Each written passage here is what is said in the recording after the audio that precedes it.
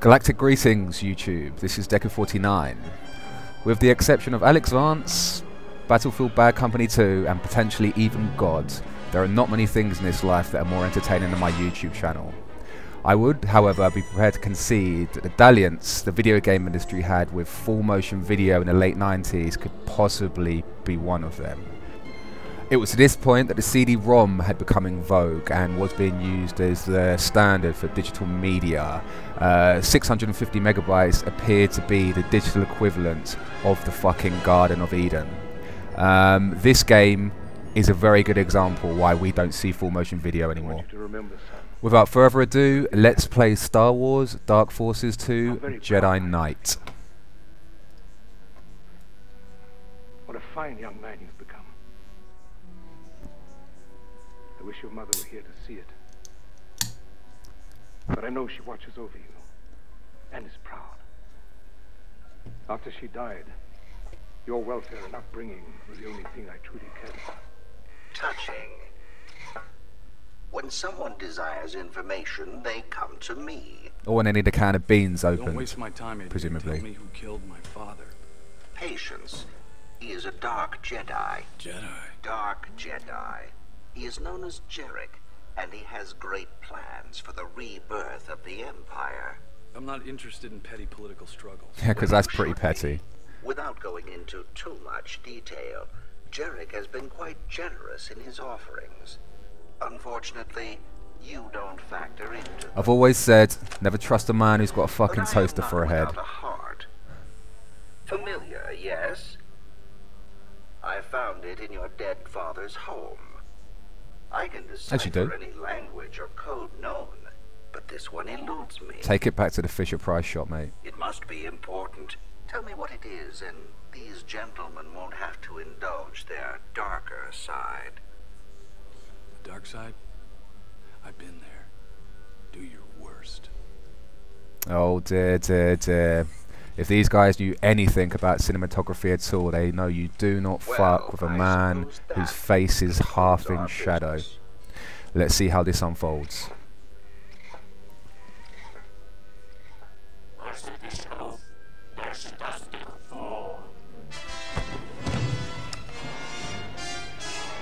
I'm not interested in leaving.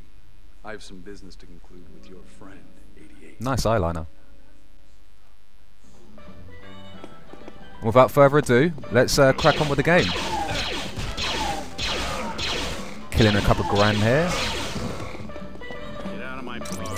You'll always cause trouble. Well, there you go. There's a little bit more trouble, mate. And may I just observe, do not keep an Imperial blaster rifle under your fucking bar unless you intend to use it. What's happening?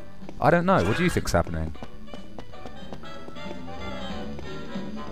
Alright, let's get after T-88. Get that fucking disc back. Well, after a little bit of social abuse, obviously.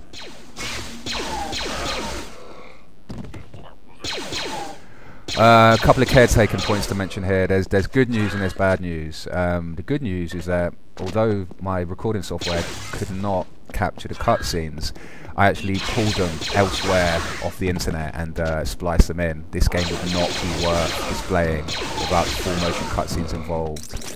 The bad news is I just picked this up as a Steam release in the New Year's sale, and unfortunately my video card cannot do the acceleration, 3D acceleration on this game, and they haven't patched that in yet, so it is going to look a little bit rough around the edges, but I think the quality is good enough for you to get an idea of what's going on.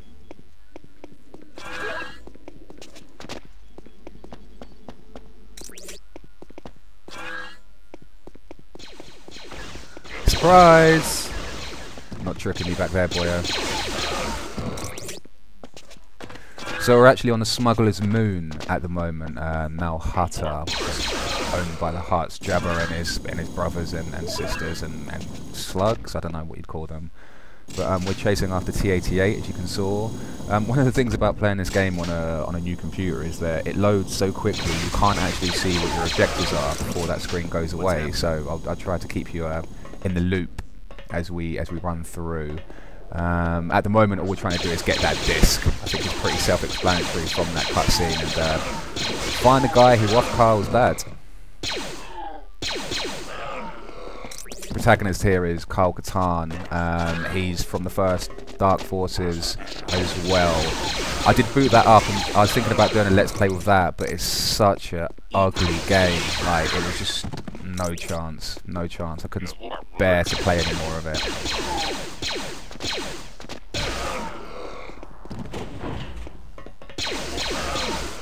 Well, it all seems to be going quite well here. Ouch. He will never dance again. But at least we found a secret area. One of the things I noticed about this game immediately over the original Dark Forces is that this is a lot more vertical. The game is designed in a far more interesting way.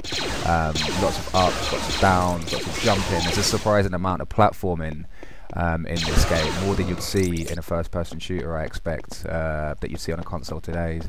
One of the other things that I noticed as well is it's a lot faster than current console releases in terms of FPS games. It's similar to Quake. These games tended to be quite fast. As you can see, I run along at a fair old pelt here.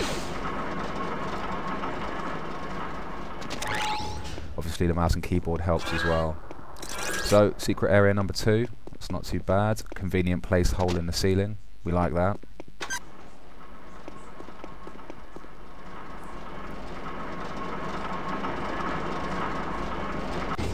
Let's just go back up again.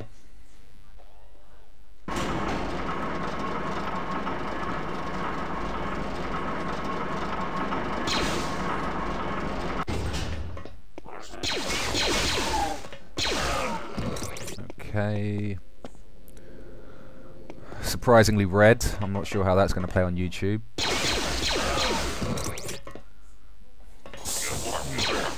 And there's another red room. If I surprise a group of grand amateur photographers, perhaps.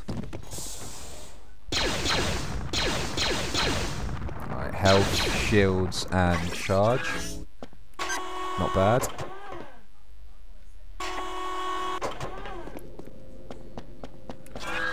Let me guess, what's happening? What's happening? Yes, indeedy. Little 3-finger hand there on all of the touchpads. It seems like the Martians from Total Recall have been getting around. And up we go. I do remember playing this originally, 15 years ago when I was in secondary school, being incredibly impressed by the game design overall. I mean, the level design in particular, really, I was really taken with it. And I even went as far as to get the developer SDK, the tools, and actually build a few levels myself. Nothing too ambitious, but you know, like my school and stuff like that.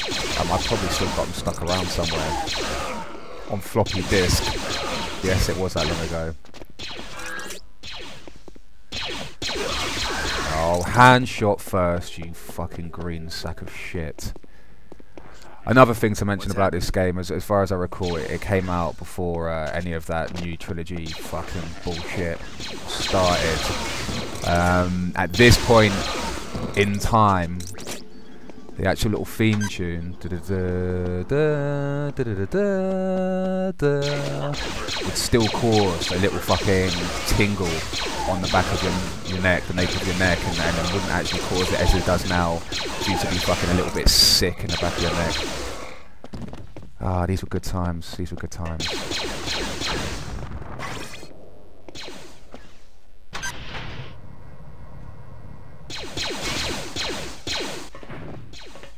Alright, you can take that little crossfade there, not to mean that I fucked something up, but just I'm getting a little bit involved in the artistic side of the editing.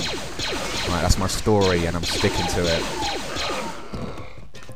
This level so far appears to consist entirely of this species called Gran. You know, the big alien dudes with the 3 cocks on the front of their head.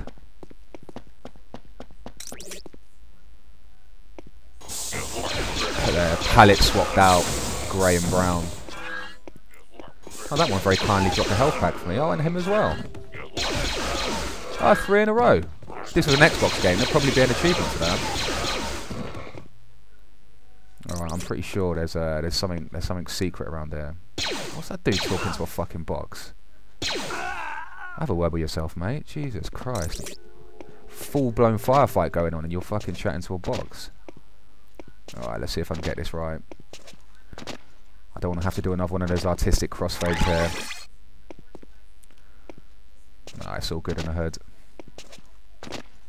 Like I was saying, there's a surprising amount of platforming in this game, and it is really interesting actually, because I played the first couple of levels before I started capping this footage, and you know, you'd think the first couple of levels would just be throwaway, considering, you know, you don't have the lightsaber, which essentially was the core premise of this game, but they're actually really, really good. Like, proper solid game design. You know, this is when you used to say LucasArts, and once again, get that little tingle on the back of your neck. Yeah, not so fucking cocky about a TIE bomber to support you, are you bastard? Sack of shit. Hand shot first. Fucking hell, George the Hutt Lucas, fat cunt. Right, let's see if we can find this T-88. Surprise! Get my health on. This game has primary and secondary fire for the weapons there, but this Imperial blast rifle doesn't actually have any distinction between those two modes. Later weapons do. This is another one of those games like Bioshock, where the gun you get, meaning in this one the Imperial blast rifle, and in Bioshock, you know, the wrench and the electricity, can pretty much see you through the whole game apart from some very select incidences. So I don't know, some people would say that, you know, that's a bit shit, but I don't mind it at all. What's happening? What's happening? Yeah. Right, this bit's a little bit tricky. Let's hit the total recall switch and then just peg it before the door closes. Alright, there we go. Nicely done. Nicely done, Deckard. Nicely done. Alright. The ubiquitous fucking warehouse crate storage stage that all of these FPS games had in the 90s. Half-Life pretty much changed all that, but for the moment, yep, we do have lots of stages with lots of crates stuck on top of each other.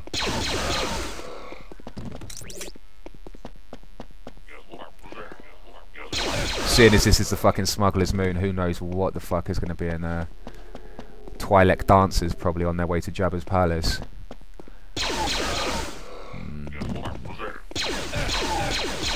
At the moment, as you can see, these Gran are not putting up too much of a fight at all. This changes on the second level, when suddenly they become equipped with thermal detonators, one of which can take out all of your shields and almost do your health bar in, fucking Halo style. But another secret area. I'm feeling quite good about the amount of secret areas I found on stage 1. And let me drop through the skyline, and I believe we've almost made it to our ship. See you on the other side.